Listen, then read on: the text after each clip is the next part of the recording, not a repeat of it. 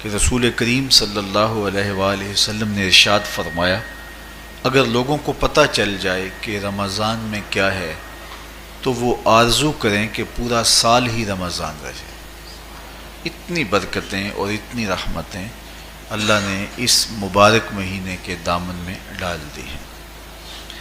میں نے جو آپ کے سامنے آیت کریمہ تلاوت کی ہے اس میں بھی اس مفہوم کو بیان فرمایا گیا کہ اے ایمان والو، تمہارے اوپر روزے فرض کیے گئے ہیں جس طرح تم سے پہلوں پہ فرض کیے گئے تھے۔ یا ایھا الذین آمنوا کتب علیکم الصیام کما کتب علی الذین من قبلکم۔ کیوں فرض کیے گئے؟ وجہ کیا ہے؟ لعلکم تتقون، تاکہ تم متقی بن جاؤ، تم پرہیزگار بن جاؤ۔ تو روزے کی فرضیت کا نتیجہ تقوی کا حاصل ہونا ہے، اتقاء کی دولت کا نصیب ہونا ہے۔ تو اس آیت کریمہ میں تین چیزیں بیان کی گئی۔ سب سے پہلی، اے ایمان والو، تمہارے اوپر روزے فرض کیے گئے۔ پھر دوسری بات، جس طرح تمہارے سے پہلوں پہ فرض کیے گئے۔ اور تیسری بات، تاکہ تمہیں تقوی کا نور نصیب ہو، تمہیں اتقاء کی دولت نصیب ہو۔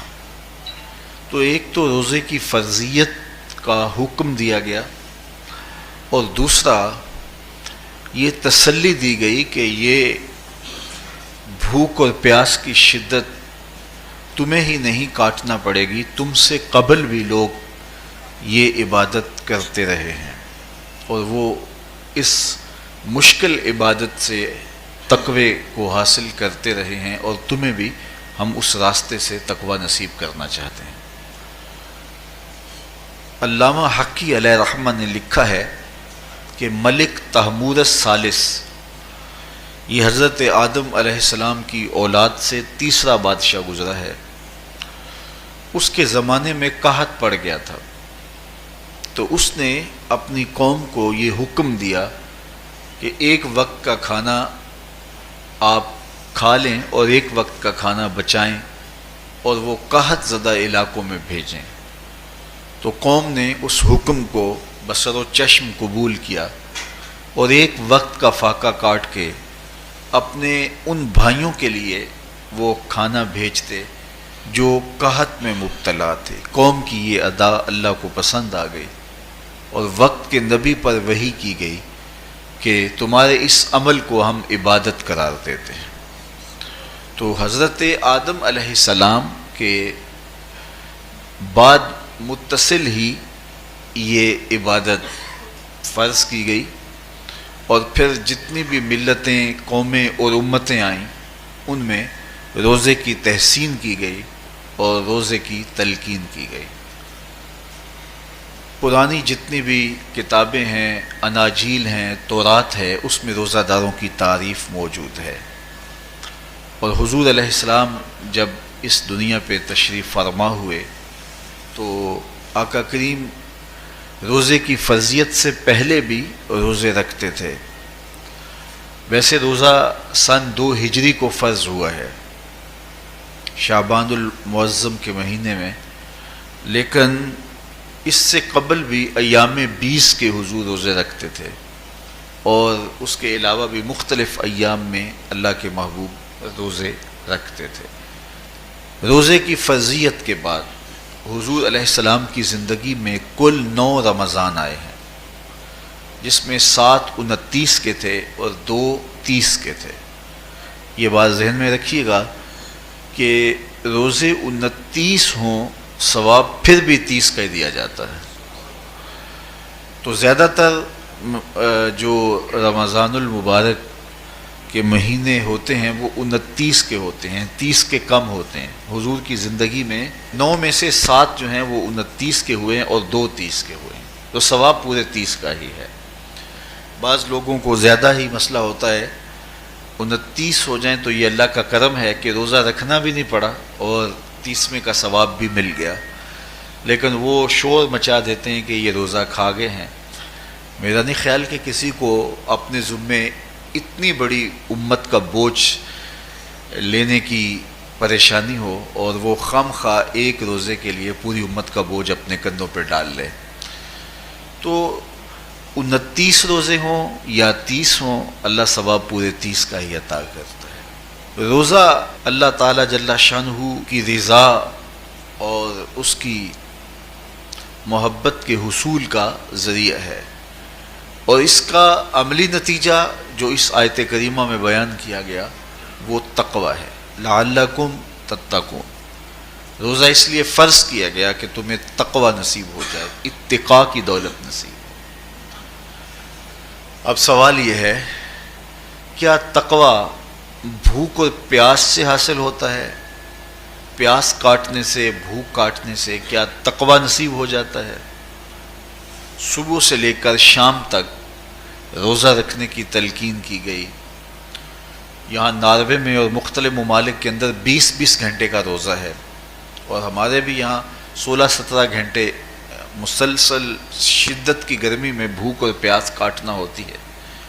اتنا طویل دورانیہ جو بھوک اور پیاس کاٹی ہے، اس کا مقصد رزق بچانا نہیں ہے، بلکہ وَيُزَادُ فِيهِ رِزْقُ الْمُؤْمِنِ. ماہ سیام میں مومن کا رزق بڑھ جاتا ہے. آپ اپنا بجٹ دیکھ لیجئے، باقی مہینوں کی نسبت ماہ سیام میں آپ کے اخراجات زیادہ ہوتے ہیں اور کشادگی ہوتی ہے. تو یہ کوئی خوراک بچاؤ مہم نہیں ہے، بلکہ رزق تو بڑھ جاتا ہے. لیکن اس کے باوجود 20 گھنٹے، 17 18 گھنٹے پیاس اور بھوک کاٹنا، اس کا کوئی مقصد ہے تو وہ مقصد قرآن نے بیان کیا کہ اس کے نتیجے میں تمہیں اتقاء کی دولت ملے گی، تمہیں تقوی کا نور نصیب ہوگا. سوال یہ کھڑا ہوا، کیا بھوک اور پیاس کاٹنے سے تقوی مل جاتا ہے؟ تو اس کو سمجھنے کے لیے ایک مختصر تمہید سمجھنا ہوگی، اور وہ یہ کہ ہمارے 2 دشمن ہیں جو ہمیں جادہ مستقیم سے ہٹانے کے لیے دن رات کوشاں ہیں. ایک شیطان اور دوسرا نفس.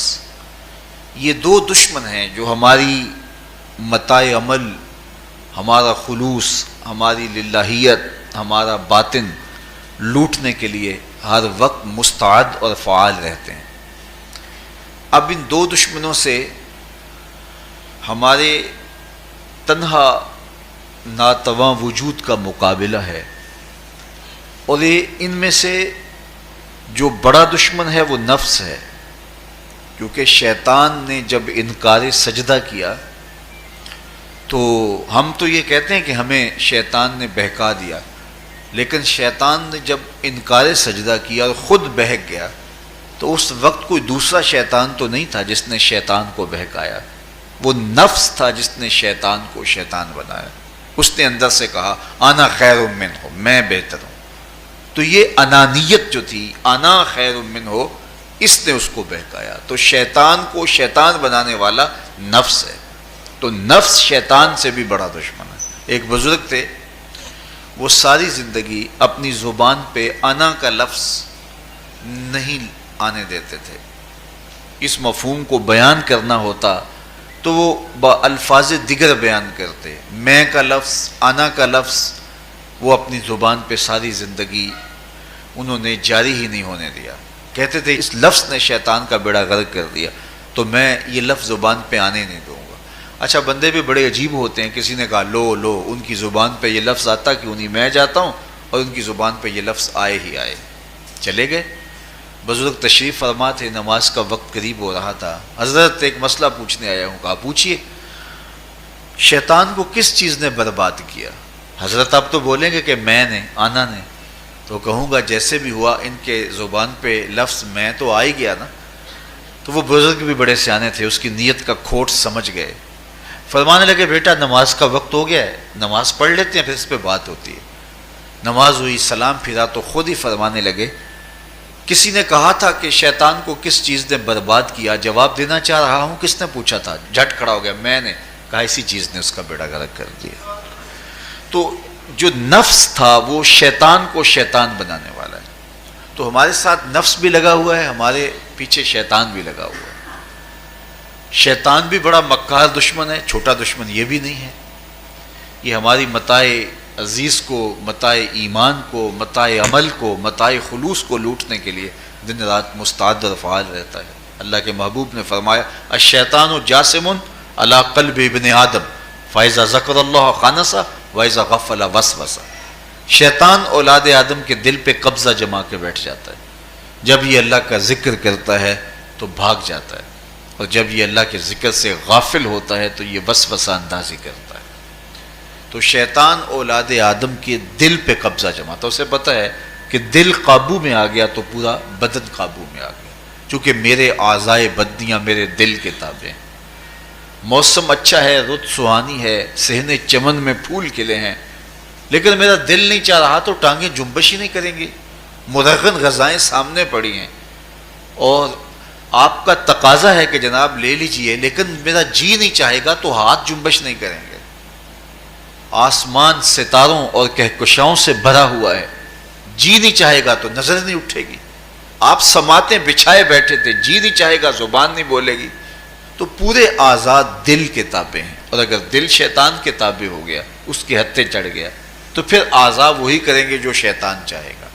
اور اگر یہ دل مالک کی محبت سے سرشار ہوگا تو پھر دل جو چاہے گا وہی اعضاء کریں گے، تو دل اللہ کی نافرمانی کی چاہت ہی پیدا نہیں ہونے دے گا، تو اعضائے بدنیاں کا رخ بھی اللہ کی رضا کے حصول کے لیے ہوگا۔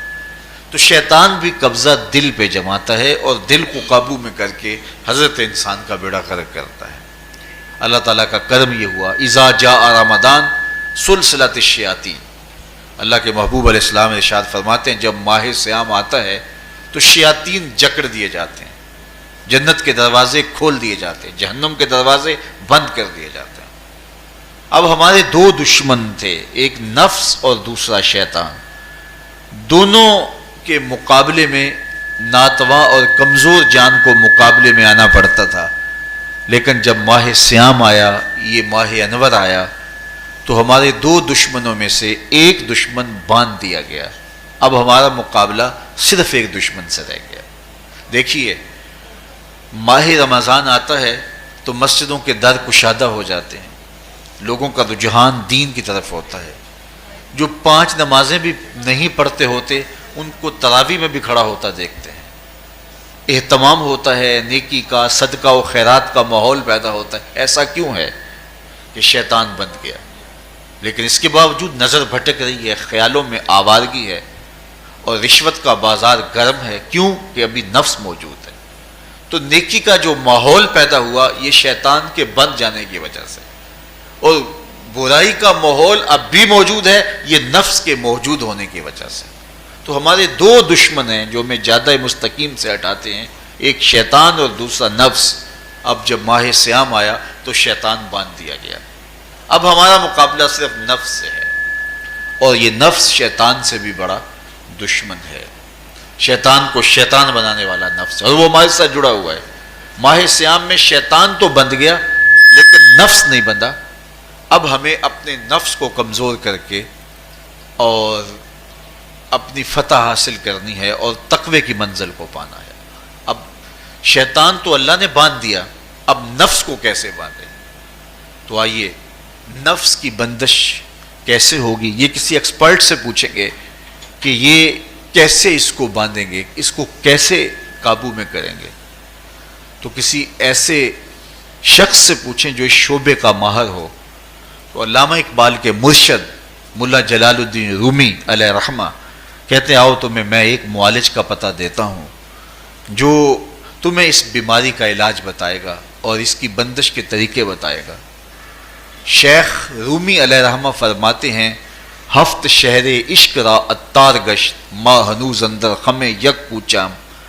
عشق کے 7 شہر شیخ فرید الدین اتار گھوم چکے ہیں، اور میرے جیسا شخص عشق کے پہلے شہر کی پہلی گلی کے کونے پہ کھڑا ہے۔ اب اندازہ کیے کہ جن کا پتہ حضرت ملا جلال الدین رومی دے رہے ہیں وہ کس بلند مرتبے پہ فائز المرام ہے۔ فرمایا کہ وہ عشق کے 7 شہر گھوم چکے ہیں اور میں پہلے شہر کی پہلی گلی کی نکر پہ کھڑا ہوں۔ اب شیخ فرید الدین علیہ رحمہ سے پوچھئے کہ شیطان تو بند گیا، اب نفس کا وبال ہمارے اوپر پڑ رہا ہے، اور ہم اس کے باوجود ماہ صیام کے اندر گناہوں میں منہمک ہیں، تو ہمیں بتایا جائے کہ اس نفس کا علاج کیسے کیا جائے۔ ہمیں آپ کا پتہ بتایا گیا ہے۔ تو شیخ فرید الدین عطار بولے، نفس نتواں کشت الا باسے چیز، بات گوئم یاد گیرش اے عزیز۔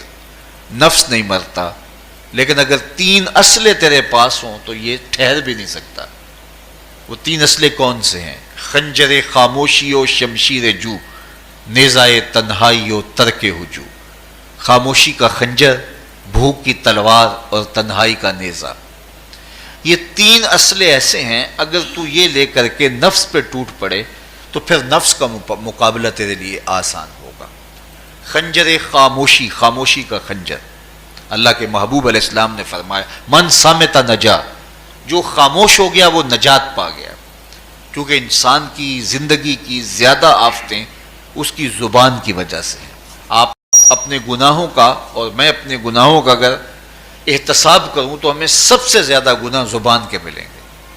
آنکھیں بھی گناہ کرتی ہیں، ہاتھ بھی گناہ کرتے ہیں، پاؤں بھی گناہ کرتے ہیں، لیکن سب سے زیادہ گناہ زبان کرتی ہے۔ جھوٹ بھی بولتی ہے، غیبت بھی کرتی ہے، شکوہ بھی کرتی ہے، گالی سب و شتم اور کیا کچھ زبان کے گناہ ہیں۔ اسی لیے اللہ کے محبوب نے فرمایا جو تمہارے 2 جبڑوں کے درمیان ہے، یعنی زبان، اور 2 ٹانگوں کے درمیان ہے تمہاری پارسائی کی جگہ، تم ان 2 چیزوں کی مجھے ضمانت دے دو، میں محمد تمہیں جنت کی ضمانت دے دیتا ہوں۔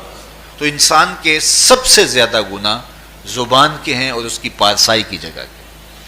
تو اس لیے میرے حضور نے فرمایا من صمت نجا، جو خاموش ہو گیا وہ نجات پا گیا۔ خنجر خاموشی، خاموشی کا خنجر نفس کشی کا ایک مؤثر ذریعہ ہے۔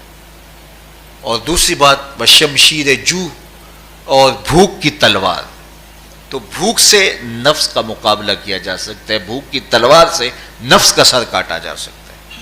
اللہ کے محبوب کا فرمان سنیے، یا معاشر الشباب من استطاع منکم الباء فلیتزوج فإنہ اغض للبصر واحسن للفرج فمن لم یستطع فعلیہ بالصوم فإنہ لہ وجاء۔ اے جوانوں کے گروہ، تم میں سے اگر کوئی نکاح کرنے کی طاقت رکھتا ہے تو وہ دیر نہ کرے، فی الفور نکاح کر لے، یہ نظر کا اور پارسائی کا محافظ ہے۔ لیکن اگر تم میں سے کوئی نکاح کرنے کی فی الحال پوزیشن میں نہیں ہے تو وہ کثرت کے ساتھ روزے رکھے۔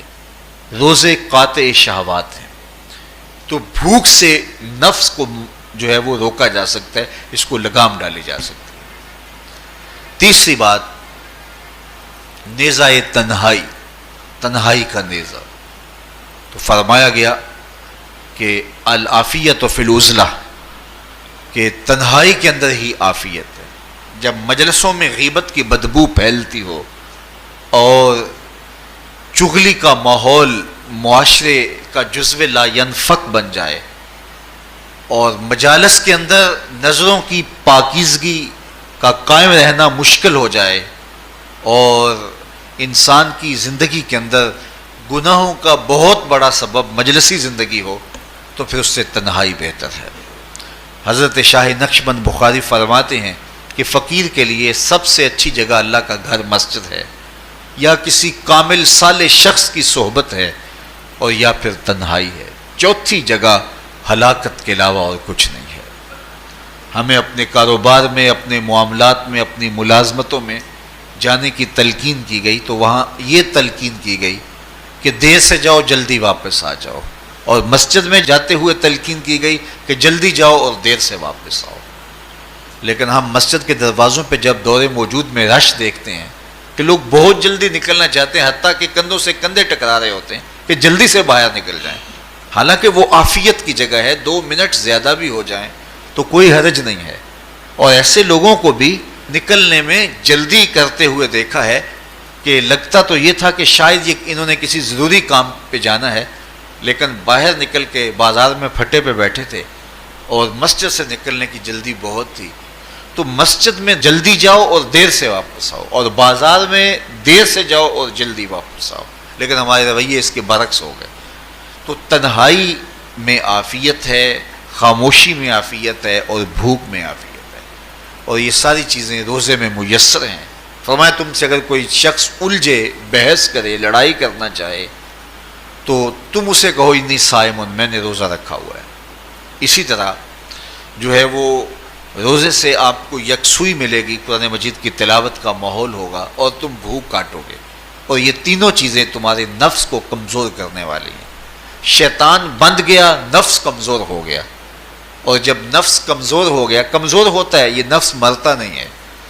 یہ تو کوئی ہے باج فقیراں کسے نہیں ماریا، باہو ظالم چور اندر دا، یہ اندر والا چور جو ہے وہ اتنی آسانی سے قابو آتا ہی نہیں ہے، یہ پھر سر اٹھا لیتا ہے۔ اس کو جتنا کچلو، یہ کچھ عرصے کے بعد تھوڑی سی خوراک ملتی ہے تو پھر سر اٹھا لیتا ہے۔ حضرت بایزید بستامی کہتے ہیں میں نے اپنے نفس کو ایک دن کہا کہ میں تجھے خوراک بھی نہیں دیتا اور تو پھر بھی موٹا تازہ ہے، تو میرے نفس نے مجھے کہا کہ اے بایزید جب تم بازار سے گزرتے ہو تو لوگ انگلیاں اٹھا اٹھا کہتے ہیں یہ بایزید جا رہا ہے، یہ بایزید جا رہا ہے، تو مجھے میری غذا اور خوراک اس سے مل جاتی ہے۔ تو یہ خوراک ہوتی ہے نفس کی۔ تو نفس بہت ظالم ہے اور ساری زندگی اس سے لڑتے ہوئے گزرتی ہے۔ وہ کسی نے کہا تھا نا تمام عمر طوفان سے کھیلتے گزری، نیا کے ڈوبنے کا ڈر بھی رہا۔ تو یہ ساری زندگی اس طرح ٹکراتے ہوئے سے گزرتی، لیکن جب کمزور ہو جائے تو پھر یہ شیطان کو جو ہے وہ موقع نہیں دیتا ہے۔ لیکن اگر نفس اگر ماہ صیام میں ہمارا کمزور نہ ہوا، صرف ہم نے بھوک ہی کاٹی اور باقی اپنے معمولات وہی رکھے، تو میرے حضور نے فرمایا جس نے جھوٹ اور برے کام نہیں چھوڑے اور جھوٹے کام ترک نہیں کیے، اس کے بھوکا اور پیاسا رہنے کی اللہ کو کوئی ضرورت نہیں ہے۔ روزہ تو ایک مشق تھی، یہ تو باطن کی تطہیر کا ایک ذریعہ تھا، یہ تو من کی تہذیب کا ایک ذریعہ تھا، یہ تو نفس کی شر سے اپنے آپ کو بچانے اور شیطان کے مکر و فریب سے بچانے کا ایک ذریعہ تھا۔ دیکھیے شیطان بند جاتا ہے ماہ صیام میں، حدیث واضح ہے، لیکن نفس موجود رہتا ہے۔ اگر نفس کمزور ہو گیا تو شیطان چھٹ کے بھی کچھ نہیں کرے گا، کیونکہ شیطان باہر کا دشمن ہے، نفس اندر کا دشمن ہے۔ جب تک اندر والا دشمن ساتھ نہیں دیتا، باہر والا دشمن کچھ نہیں کر سکتا۔ ہمارے دیہاتوں میں چوری ہو جائے تو بوڑھے بزرگ سر جوڑ کے بیٹھ جاتے ہیں کہ چور کہاں سے آیا، کیسے آیا، تو ایک نقطے پہ سارے متفق ہوتے ہیں کہ اندر کا کوئی بھیدی ضرور موجود ہے۔ اگر اندر کا کوئی بھیدی موجود نہیں ہے تو چور باہر سے آ کے حملہ آور ہو ہی نہیں سکتا ہے۔ تو شیطان باہر کا چور ہے، نفس اندر کا بھیدی ہے، اور اگر یہ اندر والا باہر والے کا ساتھ نہ دے تو شیطان انسان پر حملہ آور ہو ہی نہیں سکتا۔